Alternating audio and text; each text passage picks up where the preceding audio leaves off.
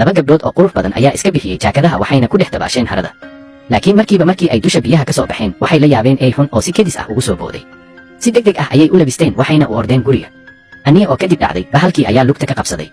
nasiib wanaag saaxiibadeed ma aysan ka tegin. way u ordeen si ay u badbaadiyaan.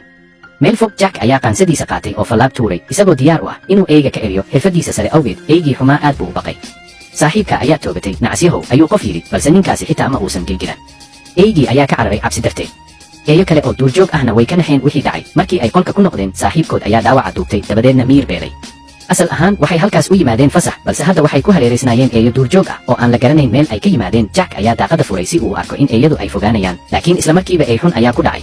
isagii iyo eeygiiba way wareereen. sidee dad intaas leeg gudaha ugu jiri karaan? midkoodna ma aqoon awoodda kan kale. markaas Lisa ayaa ilduufisay taasoo siisay eeyga fursad.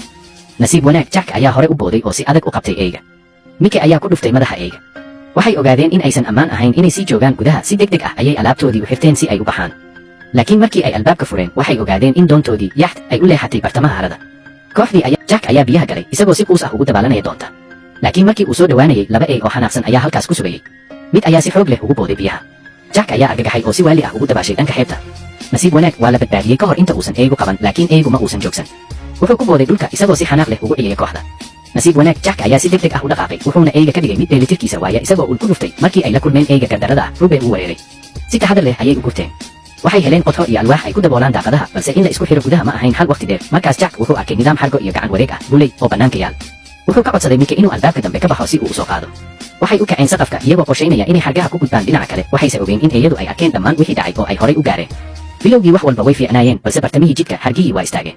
eeygii xumaa ayaa fursadda ka faa'iidaystay oo booday. aniya oo daalan ayaa iyaduna dhacday. nasiib wanaag waxay ku dhacday saqafka iyadoo jebisay daaqad. ugu dambayntiina way gashay gudaha. halkaas waxaa yaalay gaari qorshuhu wuxuu ahaa in gaarigu qaado dhammaantood si ay meel ammaan ah u gaaraan balse albaabka waxaa hareeriyey eeyo xanaaqsan. waxaa intaa dheer gaarigii ma uusan shidin albaabkii qoryaha ahaa waxaa burburiyey eeyadii. yaa gudaha ku soo degdegay.